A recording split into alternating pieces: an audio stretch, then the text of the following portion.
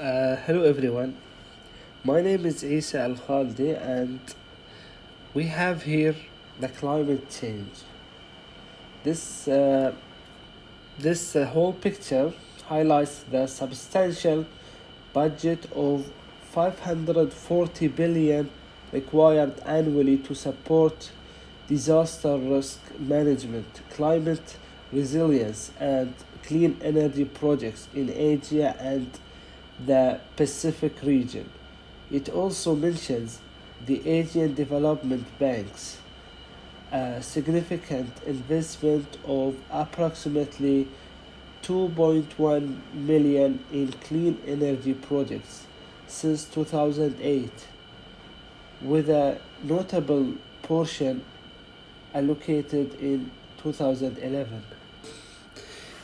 In Asia and the Pacific, science warned that the world's climate is changing because of rising greenhouse gas emissions that might end up warming the planet by well over 2 degrees.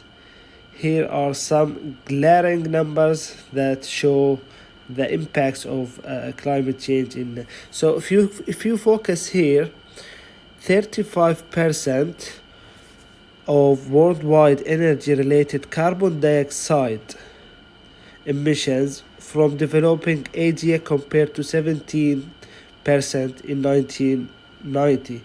Of course, in 1990, back in the day, we didn't have that much vehicles as we do today. That's why you can see that in 1990 it was the carbon dioxide emissions were less by 70%. Unfortunately, we have now to deal with this problem.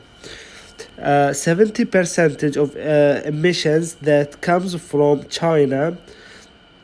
The country's per capita emission, however, is only about 50% of the developed world's average. Of course, China is a very, very huge country, and you can see why the percentage in China here is too high. It's about half of the emissions of carbon dioxide in the world.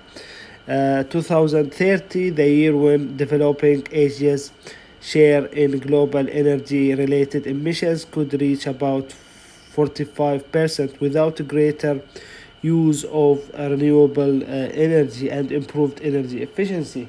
Of course, renewable energy like tidal energy, wave energy, solar panel energy, all these renewable energies are renewable, clean, reduces greenhouse gases, and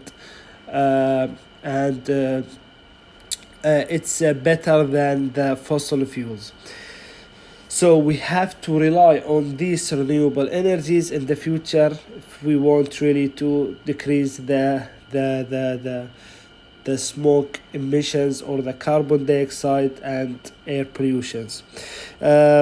Impacts to the region: 7 out of the 10 nations at the greatest risk to climate change and natural disasters globally are in Asia and the Pacific, and 3 of these are small Pacific island states. So Asia has to be careful from, we don't know what's gonna happen in the future, but they have to change rapidly, or at least slightly, year by year, and depend on the renewable energy. 20 million number of Bangladeshis who will be displaced by a 1 meter rise in sea level in 2050.